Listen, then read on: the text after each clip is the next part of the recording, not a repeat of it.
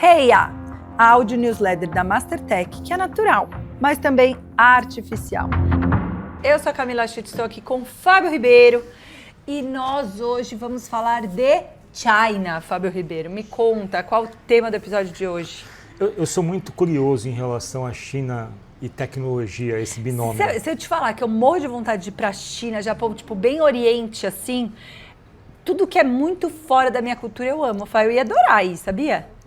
Bom, se alguém estiver ouvindo e quiser patrocinar uma visita exploração à China, eu vou amanhã. Imagina, Camila Schutt convida executivos, 10? 10? Você na frente, eu atrás, tipo toreando, fazendo segurança na China. Não, como assim segurança? Você vai na frente, vou entrevistar. tipo, explicando, fazendo um walking tour, mostrando a cena, e eu atrás meio como segurança, evitando maiores infortúnios ali. Entendi. Eu acho que ia bombar essa série. Boa. Netflix, tamo aí. Bom, eu me interesso pela China porque Spotify, tamo aí. Pode ser uma série Sim. em videocast. Estou aberto a sugestões. Tô aberto, é isso, vai. Eu me interesso pela China porque acontece o seguinte, a gente no Ocidente tem uma visão muito estereotipada da China. Sem dúvida. E não raro, sempre quando uma aplicação, uma empresa chinesa domina o mercado, ou aparece como apareceu o DeepSeek, existe uma certa premissa ali nos comentários que envolve criticar, colocar um senão, discutir quais foram as condições de que aquilo surgiu, criticar o governo, criticar o regime, enfim. A visão ela é sempre no sentido de distorcer e desmerecer um pouco. E de alguma forma, né, tentar vender essa coisa que se você estiver usando ou explorando isso, você está sendo conivente com as atrocidades que porventura acontecem lá. Com uma série de comportamentos. Tal. Essa é a visão. Mas, não raro, a China sempre traz discussões regulatórias interessantes sobre tecnologia. Você pode concordar, pode discordar, mas ela não se omite de debates. Certeza, ela ótimo. assume riscos. Concordo. E esses riscos, às vezes, eles são um pouco palatáveis para a gente. O que eu trago hoje é um pouco mais comum. Diz respeito à Bolsa de Valores. E aí tem que explicar um pouco do contexto, tá? Na China tem uma bolsa chamada Star Market, que é para empresas de tecnologia e inovação. Separado, eles criaram uma bolsa separada. Sim. Não sabia. O que acontece é que, para entrar nessa bolsa, existem critérios muito rígidos. Geralmente as empresas têm que estar funcionando e com lucro, entre outras coisas. Mas é como se fosse um estágio anterior à bolsa normal ou é só uma bolsa diferente? É uma bolsa diferente, uma Nasdaq. Mas é como se fosse um IPO. Já você foi tá feito o IPO, IPO, você já abriu o IPO, tem você já está listada, já tem que ser uma empresa constituída. Então assim. na verdade você é como se fosse uma categoria da Bolsa de Valores, é isso? É uma categoria, semelhante ao que a gente... Tipo o Mercado Novo aqui. É tipo... o Mercado Novo que a gente tem aqui no Brasil. A associação mais próxima que a gente tem é a do Nasdaq, nos Estados Unidos, que é a Bolsa Digital, Bolsa Tecnológica. Nos Estados Unidos você tem o índice Dow Jones e você tem o Nasdaq. O Nasdaq é das empresas tecnológicas. É compatível com isso. É tipo o Mercado Novo aqui no Brasil, de alguma forma. Mas qual que é a questão? Para você fazer parte dessa bolsa, a sua empresa tem que estar constituída, tem que ter um track record, já tem que estar gerando lucro. Ou seja, já não é mais uma startup comum, já fez a IPO e está na bolsa, está listada. Sim. Tem uma série de pré-requisitos para você entrar nessa bolsa e por que esses pré-requisitos são tão rígidos assim? Porque a China se preocupa muito que uma empresa listada em bolsa seja uma empresa séria. Seja uma empresa que não arranhe a credibilidade daquele índice. É igualzinho o Mercado Novo. Você tem que se adequar a critérios de transparência, diversidade. Mas num nível de rigidez bem alto. É igual ao Mercado Novo. Só que existem startups que poderiam participar dessa bolsa e precisariam participar dessa bolsa para ter acesso a financiamento. Só que essas startups, elas estão no estágio onde elas ainda não geram receita. Sim. E elas não são lucrativas, elas estão no estágio inicial. Então, dependendo de investimento de VC e afins. E aí existem 4 padrões para determinar a entrada nessa bolsa. Eles criaram um 5º padrão para justamente flexibilizar a entrada de startups ainda não lucrativas. Aposto que tem que ter IA no meio. Não, o 5º padrão envolve a empresa ter um valuation de no mínimo 4 bi de dólares. Nossa! Né? E ter uma inovação que de fato seja disruptiva. Assim. Era basicamente isso. Mas basicamente quem conseguiu aplicar foi coisa de AFA ou não? Não, no passado tinha empresas de biotecnologia, farmacêuticas, todas, enfim, que usavam tecnologia para alguma coisa. Só que os reguladores, eles não tinham ali uma fiscalização tão rígida. E aí, algumas empresas que entraram nesse quinto padrão e acessaram essa fonte de financiamento através de IPOs, se revelaram algumas bastante fraudulentas, outras não eram aquilo que se esperava, e isso arranhou a imagem da Bolsa Chinesa. O que a China fez? Suspendeu o quinto padrão. Falou, acabou, só vai entrar aqui de fato empresa lucrativa. E ficou assim uns 2, 3 anos fechado para startups em estágio ainda não lucrativo. Agora a China está reabrindo esse mercado. Só que ela está reabrindo o quinto padrão, ela vai continuar, agora vai retomar esse aceite a essas startups que são não lucrativas, desde que elas, de novo, tenham esse valor de mercado acima de 4 bi e que elas sejam referências, benchmarks nas indústrias as quais elas operam no mundo todo.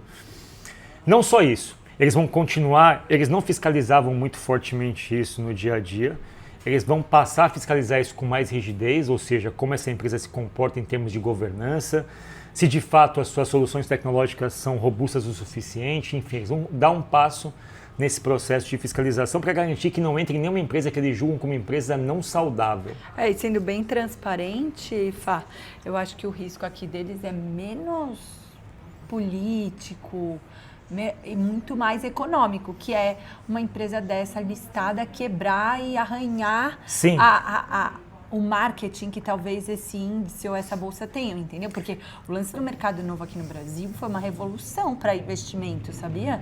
Porque são empresas menores, mais acessíveis para o público. Muita gente foi começar a estudar investimento por causa do mercado novo aqui no Brasil. Sim. Eu acho que lá no fundo, eu não tenho, nunca li sobre especificamente essa bolsa da como é que chama? Star Market. Star Market da China, mas eu imagino que eles estão tentando construir aí alguma coisa que envolve reputação. Então, também, ter uma empresa que quebre nesse estágio é muito ruim, né? Também, reputação, e tem uma coisa, quando eles tiveram um problema especificamente com uma empresa, que é um caso que ficou famoso lá, né, que deu o problema enorme de eles terem que revisar a regra, uma empresa chamada, vou pegar o nome aqui, depois eu passo para você. Mas essa empresa, enfim, quando ela acessou a bolsa, o modelo de negócio dela não era tão sólido quanto se esperava, é uma espécie de Teranos. Quem viu o documentário da Teranos, acho que pode fazer um paralelo com esse tipo de situação. Mas o que acontece? A empresa, deixa eu pegar o nome... Genrix Biopharmaceutical foi o problema, né? Essa empresa que colocou em xeque a regra. O que eles esperam agora? Que eles perceberam, quando eles tiraram esse quinto padrão, parou de acessar, as startups nesse estágio pararam de acessar a bolsa. E assim, se você para de acessar a bolsa, você também não tem fonte de financiamento. E você também não tem uma bolsa, né? Se ninguém aplicar para a bolsa, você também não tem uma bolsa. E o que eles perceberam é o seguinte, cara, se a gente continuar com essa rigidez, mera e simplesmente porque a gente não consegue supervisionar o que é uma empresa boa, de uma empresa saudável, de uma empresa não saudável, a gente corre o risco de, competitivamente no cenário global, deixar muitas oportunidades passarem. Muitas empresas nossas vão ficar desestimuladas, eventualmente elas vão perder aquele frisson da inovação e essas ideias vão acontecer em algum outro lugar do mundo. Então, a natureza deles terem voltado esse quinto padrão para reaceitar essas empresas é do tipo, olha, a gente não pode se furtar de não ter essas empresas listadas e disputando o financiamento, do contrário, a gente não vai continuar gerando inovação. E aí eles aceitaram novamente, então com uma meta bem agressiva de ter no mínimo 200 empresas novas esse ano nesse estágio. Empresas que valem no mínimo 4 bi, que têm patentes, isso era um diferencial, antes eles não averiguavam se ela tinha uma patente ou não, ela bastava valer tanto e ter algum tipo de inovação distinta para poder participar. Hoje eles exigem os 4 bi, patentes e que essa empresa já seja líder de algum benchmark industrial. Já seja uma referência em benchmarks industriais naquilo que elas propõem a fazer. Com isso, com esse destravamento, essa flexibilização, eles esperam que mais empresas acessem o mercado, acessem financiamento e passem, obviamente, a criar ali inovação em tecnologia, consequentemente em IA. Então, por que eu trouxe isso e por que eu comecei com aquele preâmbulo da China? E você matou a pau quando você disse sobre transparência. A China, ela, de alguma forma, ela está criando mecanismos para evitar aquilo que a gente mais condena no mercado de inovação tecnológica, que são as empresas que vendem espuma. A gente mesmo discutiu hoje, né, vai no mexido de ontem, né, que foi no nosso Instagram, sobre o Vale da Desilusão, de muitas empresas que estão vendendo IA idealizada, mas não estão fazendo efetivamente tecnologia. Elas vendem uma idealização, vendem um futuro, os clientes compram, mas no frigir dos ovos ali não existe nada revolucionário no que elas estão oferecendo. O que a China está querendo é o seguinte, olha, eu vou filtrar, vou colocar a régua lá em cima, mas quando surgir algo, você mercado, você que está investindo pode confiar, porque essa empresa passou por padrões de avaliação e padrões de qualidade que eu, bolsa de valores, entre aspas, certifico que ela é um investimento com a credibilidade adequada para que o mercado inteiro se valorize, né? Então eu acho isso bastante interessante quando a gente fala de regulação, de criação de ecossistema, ter algo parecido com esse tipo de situação que a China traz para a mesa. E aí revela uma preocupação estatal de você liderar um mercado que hoje é um mercado. Você acha que dá para usar bastante... IA para eles fazerem esse tipo de coisa? Tentando conectar aqui com IA, porque eu acho que são mais aspectos de governança, cara. A conexão óbvia aqui me parece ser a gente dar a oportunidade de empresas de IA que demandam de muita grana conseguirem escalar. Mas você vê alguma outra aplicação? Eles mesmos dizem que o relaxamento é sobretudo para facilitar a entrada de startups de IA. É isso. Me parece óbvio. Agora, em relação à fiscalização... Não, é que me veio essa ideia agora. Essa fiscalização... Se essa possibilidade de monitoramento e fiscalização não vai ser mais viável usando AI. Eu acho que sim, mas ao mesmo tempo são coisas que envolvem governança e assim... O fato de poder ser feito por IA quer dizer que também pode ser ludibriado por IA. Digamos assim, né? Quando você coloca um robô para fiscalizar um processo, você de alguma forma aplica uma regra que permite que aquele mesmo processo aplique uma contra-inteligência para poder passar por aquilo. Sim. A gente está vendo hoje engenheiros de software participando de processos seletivos usando aplicativos para burlar sistemas que estão avaliando suas soluções de IA. Então, assim, o mercado ele tem ação e tem reação.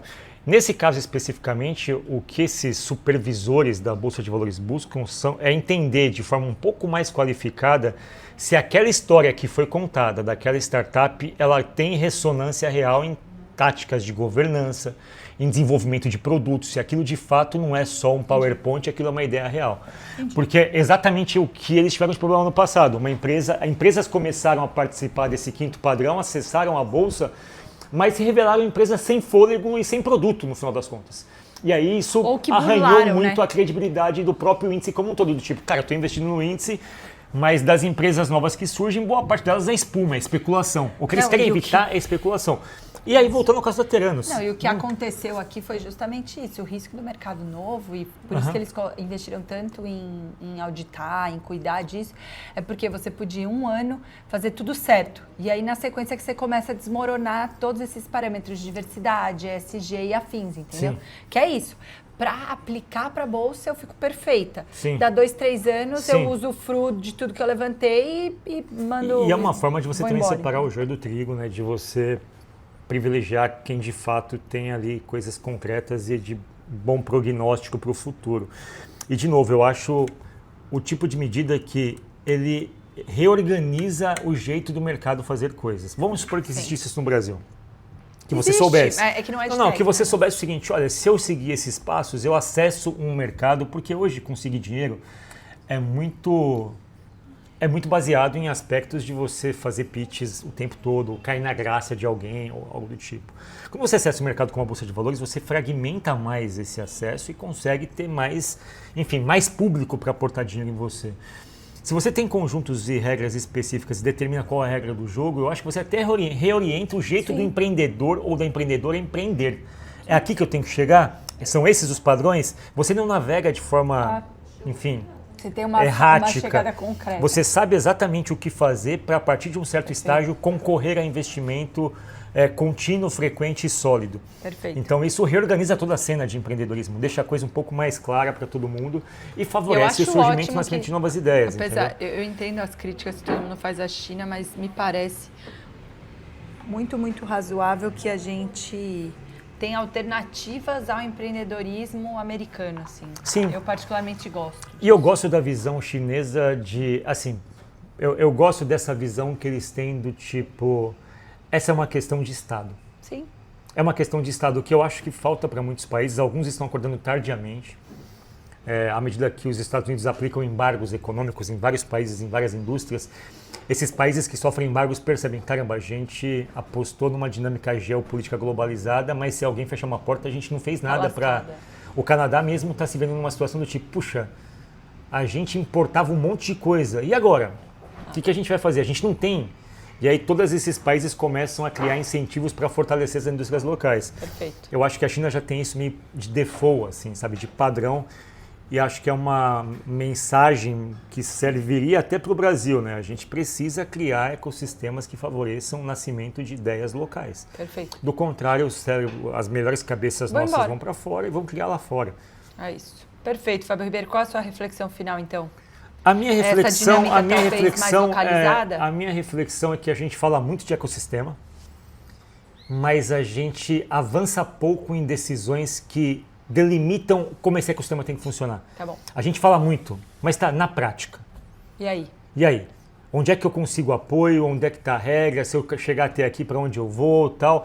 É uma situação que ela é muito baseada numa retórica, mas eu acho que ainda a reflexão que eu faço é, e eu peço para as pessoas fazerem, se a gente é um mercado muito individualista, cada um anda por si só, e a gente está pouco preocupado com uma solução sistêmica que ajude muitas empresas nesses estágios a terem ali seus lastros de desenvolvimento. A minha reflexão acho que vai ser bem tangencial, bem longe do tema até que você tinha imaginado, mas eu fiquei me perguntando o quanto a gente não pode usar AI para fazer esse nível de monitoramento contínuo e não depender só de relatórios anuais, trianuais, como as bolsas até hoje cobraram. E aí poder de fato ver o que as pessoas fazem no dia a dia para manter certos KPIs. É isso. Até a próxima. Até a próxima.